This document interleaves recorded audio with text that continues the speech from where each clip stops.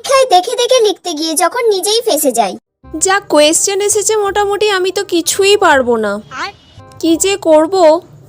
বাবা, দিশা এবারে ওরকম খাতাটা খুলে লিখছে, কি ব্যাপার? ও তো ওরকম খাতা খুলে লেখে না, নিশ্চয়ই আমাকে দেখাবে বলে ওরকম ভাবে লিখছে।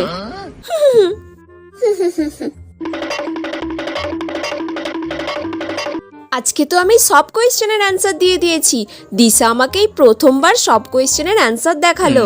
দিশা মনে হয় খুব ভালো মেয়ে হয়ে গেছে। রে দিশা, আজকে তুই ওরকম খাতাটা খুলে খুলে লিখছিলিস? তুই তো সবসময় চাপা দিয়ে লিখিস। হ্যাঁ, চাপা দিয়ে লিখে কি করব? আজকে তো চাপা দিয়ে লেখার কোনো দরকারই ছিল না, কারণ 4টে সেটের কোয়েশ্চেন হয়েছে। তোর কাছে যে কোয়েশ্চেন পড়েছে আমার কাছে তো সেই কোয়েশ্চেন পড়বে না নিশ্চয়ই, কারণ আমরা দুজন পাশাপাশি বসেছি। কোয়েশ্চেন যখন এক নয় তখন চাপা দিয়ে লেখার কোনো দরকারই নেই। বলে আমি যে ওর খাতাটা পুরো কপি করলাম, আবার পরীক্ষায় ফেল।